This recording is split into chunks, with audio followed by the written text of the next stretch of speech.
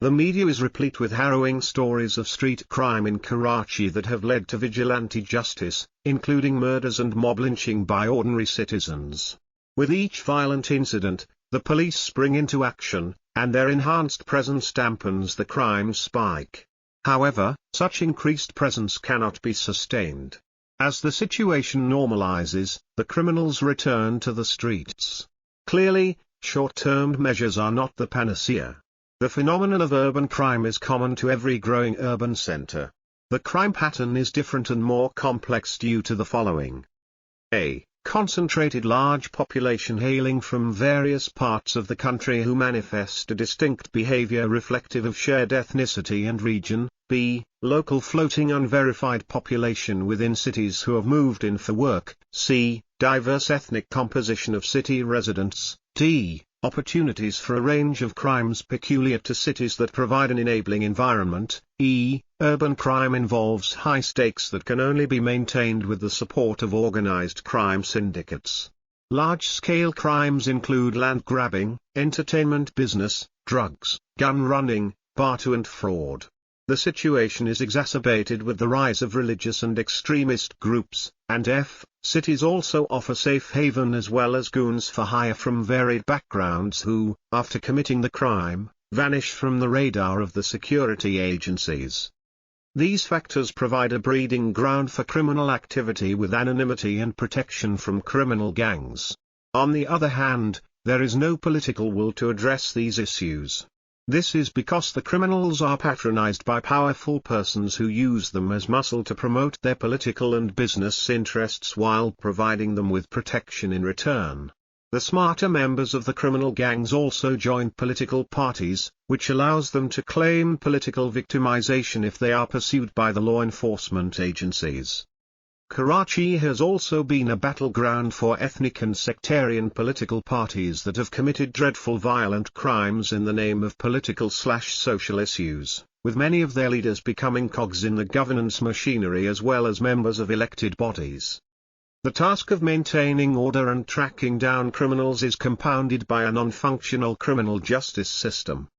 The task of maintaining order and tracking down criminals is further compounded by a non-functional criminal justice system struggling with a populace that has a 19th-century mindset against 21st-century legal benchmarks. The ground situation and the expectation of the people cannot be reconciled. It is, therefore, important to assess the policing, keeping in view the criminal justice system and social, civic and management challenges for a holistic and durable solution. Urban police need to be structured differently and excised of any overlap with the rural policing composition on the ground.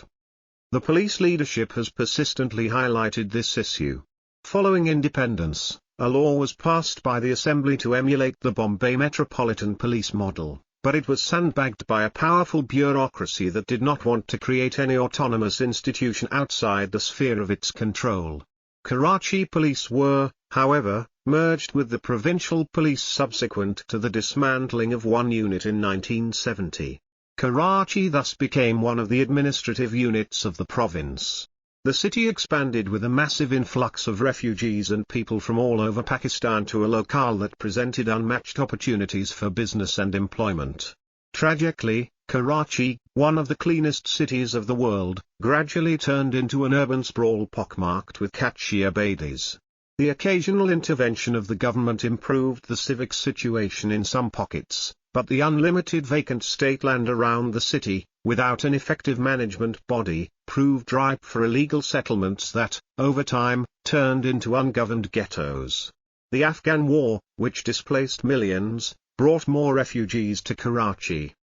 Contributing massively to the federal tax collection, Karachi required investment to develop and maintain the infrastructure as an autonomous administrative unit of the province. However, the administrative structure of the city, including the police, was not upgraded to keep pace with the emergent challenges. Today, we are harvesting the chaos sown during the last 7 decades. One of the largest cities of the world, Karachi today exists without a workable structure, giving rise to a precarious security situation, with a huge governance vacuum. The situation has been defined by some researchers as ordered disorder.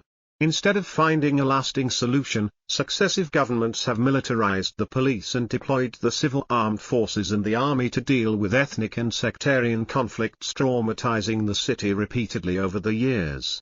To deal with the recurring cycle of violence, political governments have outsourced the maintenance of order partially to the civil armed forces. These knee-jerk steps have not only created schisms in normal policing responsibilities but also resulted in ungoverned and lawless pockets in the city, subject to parallel control by organized crime mafias fueled by the black economy. This lawlessness must be staunched. We need to take the politically difficult step of separating the city as a well-delineated, completely autonomous unit of the province. The first step in this direction is an independent police force with an operational association with the provincial police. The Police Order 2002 specified such an arrangement for all the capital cities of the country, as similar issues of lawlessness and urban crimes in other provincial capitals had also begun to burgeon. We now need to move forward and establish an independent police force followed by other departments. The big metropolises can no longer be managed with the old structures rooted in a system essentially designed for a rural area. Investment in the existing arrangement would be redundant.